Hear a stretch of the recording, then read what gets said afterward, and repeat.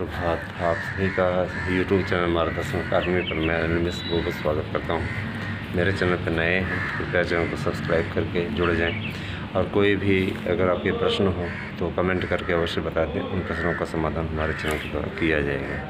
देखिए, पढ़ाई का दौर है और पढ़ाई मन लगा करके करिए। अब तो और ज़्यादा चुनौती इसलिए भी बढ़ गई है। 75 ज़िलों में परीक्षा होना अपने आप में परीक्षा के ऊपर प्रश्न चिन्ह खड़ा करता है। और जो विश्वस्त सूत्र हैं हमारे, उनकी सूचना के अनुसार ये सब तदर्थों को लाभ पहुंचाने के लिए किया गया है। ऐसे पे सेंटर क्या होगा कि तदर्थों के विद्यालयों में भी बनेगा और जो 7 से 8 हज़ार की संख्या दिखाई जा रही है, वास्तविक संख्या इनकी बता दें कि इन्होंने लगभग 10,000 के ऊपर आवेदन किया है। तो ये सब सेलेक्ट हो जाएंगे। चूँकि इनके क्वेश्चन भी ज़्यादा रहेंगे तो इनको वेटेज भी मिलेगा, जाहिर सी बात है, आप अच्छी तरीके से जानते हैं। तो सीधे नुकसान आपको उठाना पड़ेगा। तो इसके लिए आपको मांग करनी चाहिए कि ये जो 75 ज़िलों का ड्रामा खेला गया है, इस पर रोक लगे, क्योंकि ये आम अभ्यर्थियों के हित से जुड़ा हुआ नहीं है ना। आम अभ्यर्थियों के हित से जुड़ा हुआ नहीं है। दुर्भाग्यपूर्ण है इस प्रकार के डिसीजन कैसे मतलब एक कंपटीशन की परीक्षा के लिए लिए जा सकते हैं।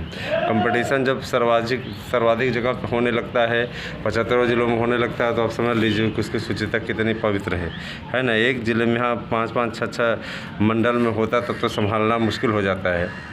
ऐसे पे भगवान ही मालिक है। गाँव देहातों का सेंटर बना दिया जाएगा। गाँव देहातों में कितनी अच्छी तरीके से सुचितापूर्ण ढंग से परीक्षाएँ होती हैं, पारदर्शी भगवान ही मालिक है। इसका आप सबको विरोध करना चाहिए। जो भी पढ़ने वाले हैं उनका सर्वाधिक नुकसान है, याद रखिएगा, ठीक है।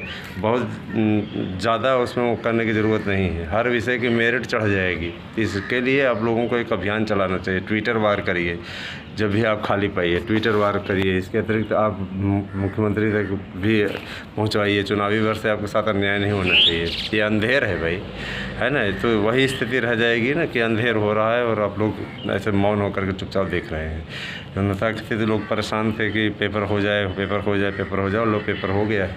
75 ज़िलों में हो रहा है, रुकवाओ, है ना। ऐसे लोग उस पर सक्रिय गैंग अभी से ही तैयारी कर रहे होंगे, है ना। जैसे कि आपने देखा 69,000 शिक्षक भर्ती का पेपर मजाक बन गया, है ना। इसके बाद भी और एक खासियत और है, पेपर आउट होने के बाद में कोई मानता नहीं कि पेपर आउट हुआ है ना। ये और एक बड़ी विकृति है। चूँकि माननीय सर्वोच्च न्यायालय का ऑर्डर है, अगर आप लोगों ने अभी संज्ञान नहीं लिया तो ऐसे चल करके क्या होगा, सर्वोच्च न्यायालय के ऑर्डर की आड़ में, कोरोना की आड़ में पेपर करा दिया जाएगा। पता लगा भाई पहले इंटरव्यू था तो उतना ज़्यादा वो नहीं होता था, सोचते थे चलो यार क्वालिफाई करेंगे, इंटरव्यू होगा, उसमें पता नहीं किसके बैच में पढ़े, कैसा नंबर मिले कैसा ना मिले, है ना। व्यवस्था हो पाए कि ना हो पाए तो आप सबसे छिपा हुआ नहीं है, सभी आप लोग जानते हैं, ठीक है। कहने का तात्पर्य ये है, व्यवस्था हो पाए या अथवा ना हो पाए, इस प्रकार की स्थितियाँ जो बनी वो तो पूर्व के समय की थी, लेकिन वर्तमान टाइम में तो बस परीक्षा क्वालिफाई करो, नौकरी ले लो। तो ये सीधे बहुत बड़े मतलब अजीब एक दुख की बात है। इस तरीके से नहीं होना चाहिए। सेंटरों का जो निर्धारण है कोरोना का बहाना करके, उसे जो 75 ज़िलों में कराने का प्लान है, सुनियोजित प्लान, उसे हटाना चाहिए और इसको तुरंत इस फैसले को वापस लेना चाहिए, क्योंकि ये छात्र हित में कतई नहीं है, ठीक है। रही बात ये कि पास के ज़िलों को सेंटर बनाया जाए, जिस प्रकार से बनते थे बनाया जाए, कोई दिक्कत नहीं है। हाँ, उस जगह पे जहाँ पे रहते हैं सेंटरों की संख्या बढ़ा दी जाए।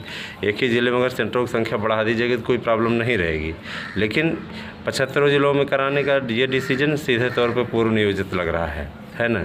हमें तो ऐसा लगता है, मेरा व्यक्तिगत विचार है कि शिक्षा ये जो तदर्थ हैं उनको लाभ पहुंचाने के लिए इस प्रकार की योजनाएं बनाई गई हैं, ताकि ज़्यादा से ज़्यादा संख्या में वो पास हो सकें। अगर आप हमारे विचारों से सहमत हैं तो आप कमेंट करके अवश्य बताएं। रही बात ये कि 27,000 भर्ती और भी देने का प्लान है, तो उसको भी अब ऐसे कोरोना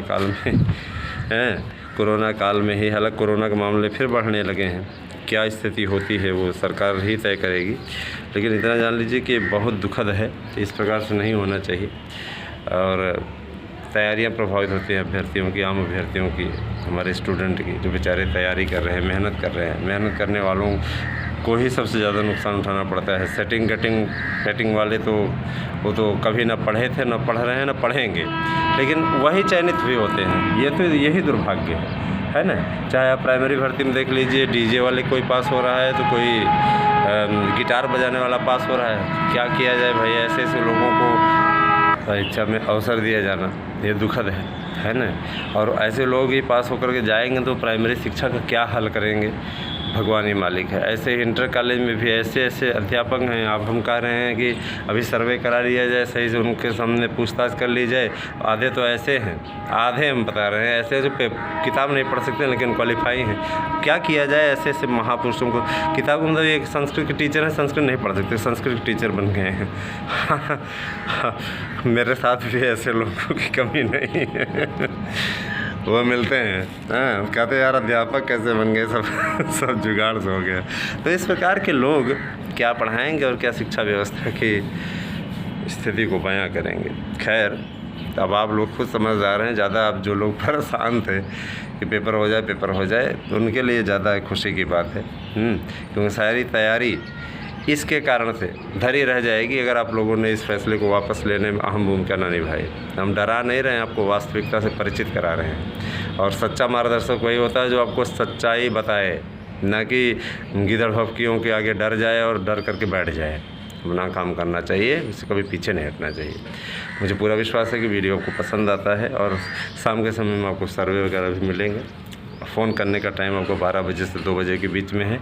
इसके पश्चात अगर आपको जो भी बातें कहनी है आप हमारे व्हाट्सएप नंबर 8115998001 पे मैसेज कर सकते हैं। नोट्स बुक करना है या याची बनना है, अभी आपका अवसर है, उस अवसर का लाभ उठाएं और जुड़ जाएं ज़्यादा से ज़्यादा संख्या में।